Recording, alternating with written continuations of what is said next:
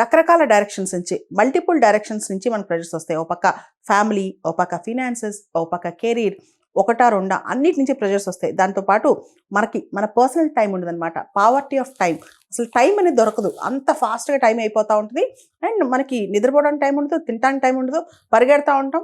అందరికీ ఆన్సరబుల్ చెప్పాల్సి వస్తే, అందరికీ రెస్పాన్సిబిలిటీ చూపించాల్సి వస్తే. దాంతోపాటు మనకి ఏ ఆరోగ్య సమస్య వచ్చినా లేదా మెంటల్ ప్రెషర్ ఎంత వచ్చినా సరే బయటికి షేర్ చేసుకోలేని పరిస్థితి.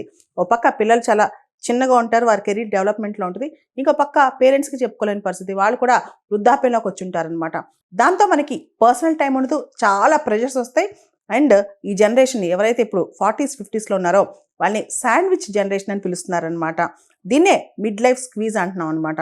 సో కెరీర్లో, ఫినాన్షియల్లో ప్రెషర్స్, మెంటల్గా, ఫిజికల్గా మనం ఫీల్ అయ్యే యాంగ్జైటీ కానీ, ప్రెషర్స్ కానీ, దాంతోపాటు మనం ఎందుకు ఇదంతా చేస్తున్నాం, తర్వాత ఏంటి, ఫాస్ట్గా ఏజ్ అయిపోతుంది కదా. అంటే 20 years నుంచి 40 years మధ్య ఈ ఏజ్లో లైఫ్ ఎంత ఫాస్ట్గా పరిగెడుతుందో మనకు తెలియదు అనమాట. అంటే కెరీర్ కానీ, ఫ్యామిలీ కానీ, పేరెంట్స్ కానీ, ఇవన్నీ చూసుకుంటూ ఇప్పుడే 20 సంవత్సరాలు అయిపోయినట్టు అనిపిస్తే, కానీ అప్పుడే 40లోకి వచ్చేస్తాం అనమాట. దీన్నే మిడ్ లైఫ్ స్క్వీజ్ అంటారు.